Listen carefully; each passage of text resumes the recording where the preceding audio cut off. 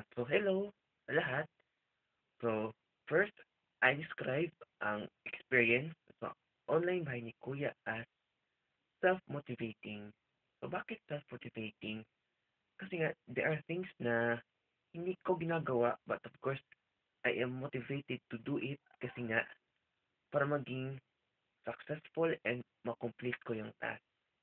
And of course, there are things na unexpected para sa akin, and at the same time, there are things na uh, na-discover ko and of course, baka gusto or ayaw kong gawin.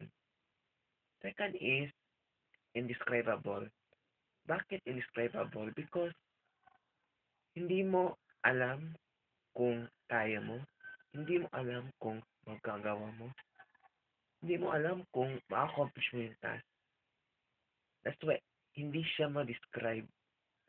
And of course, lastly, the experience is very challenging. Kasi nga, there are things na hindi ako familiar. At the same time, there are things na siguro parang hesitate na ako na gawin, hesitate kong gawin, but still, I accomplish it. So, yun lang, uh, self-motivating, challenging, and of course, indescribable. So, yun lang and good evening.